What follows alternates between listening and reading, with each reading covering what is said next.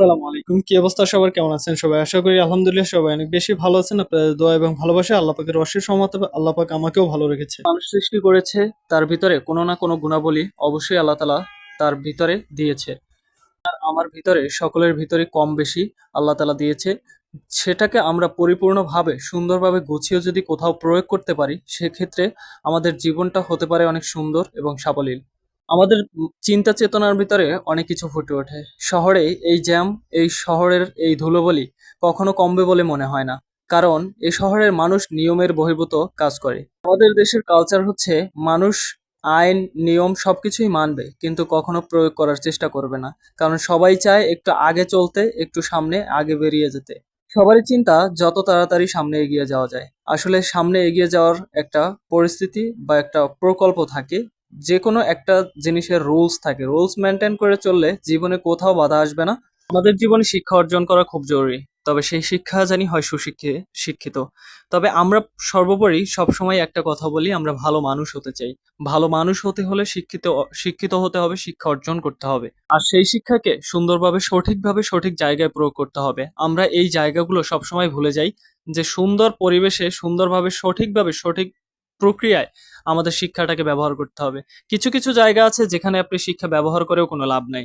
যেমন রাস্তায় রিক্সা চালক তার মতো করে রিক্সা চালাবে। সে কখনো আপনার আইন কিংবা আপনার শিক্ষাকে সম্মান করবে না।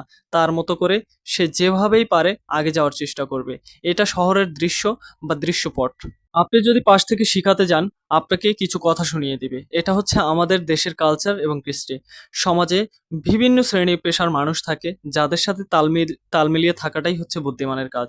আমরা আরো এগিয়ে যাওয়ার জন্য প্রচেষ্টা চালাবো। জীবনে সংগ্রাম করতে হবে, প্রতিটা প্রতিকূলতার সাথে নিজেকে এগিয়ে নেওয়ার চেষ্টা করতে হবে ইনশাআল্লাহ। এই ভিডিওটা করা ছিল বেশ কিছুদিন আগের। যেহেতু আমি বাড়ির উদ্দেশ্যে রওনা হয়েছিলাম, আমার যাত্রাটা ছিল বাইকে করে। যেহেতু খুব তাড়াতাড়ি যেতে হবে, বাইকে করে যাওয়ার আমার জন্য ভালো হবে। সময়টা সেভ হবে, খুব তাড়াতাড়ি আমি জায়গায় পৌঁছাতে পারবো এবং গাড়িটা সময় মতো পেয়ে যাব। গাড়ির টিকিটটাও পেয়ে গাড়িটা সময় মতো আমার জন্য ছাড়তে পারবে। বিভিন্ন সময় বিভিন্ন ব্যস্ততার কারণে মানুষ আগেভাগে যাওয়ার জন্য বাইক চুজ করে।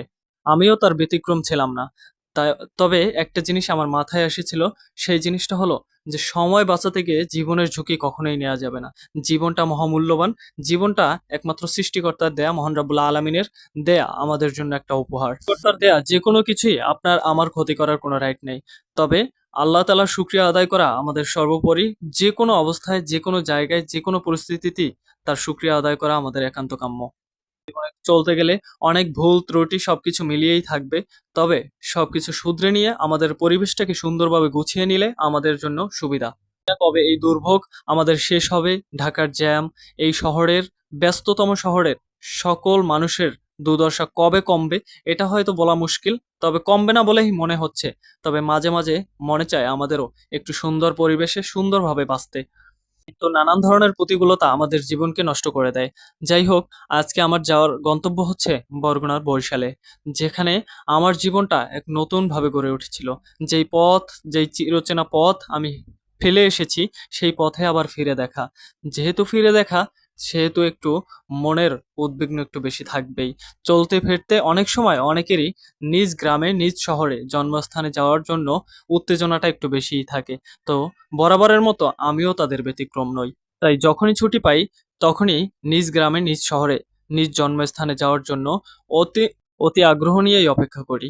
জীবনে সব জায়গা থেকে যত শান্তি আপনি উপভোগ করুন না কেন, আপনার গ্রামে, আপনার শহরে যেই জন্মস্থানে জন্মগ্রহণ করেছে, সেখানের শান্তিটা, সেখানের প্রশান্তিটা, সেখানের বাতাসটা আপনার জন্য সবসময়ই কল্যাণকর। আপনি যে যেখান থেকে, যে অবস্থায়, যে শহর থেকে আমার ভিডিওটা দেখছেন, সবাইকে আমার আন্তরিক শুভেচ্ছা এবং অভিনন্দন। আপনার জীবন হয়ে উঠুক রঙে রঙিন এবং প্রতিকূলতাকে কেটে উঠে নতুন জীবনকে শুরু করার অদম্য চেষ্টাই আপনার জীবনে হয়ে উঠুক অন্যরকম সফলতা। তো সবাই যে যেখানে যে অবস্থায় থাকবেন, ভালো থাকবেন, সুস্থ থাকবেন। আসসালামু আলাইকুম ওয়া রাহমাতুল্লাহি ওয়া বারাকাতুহু।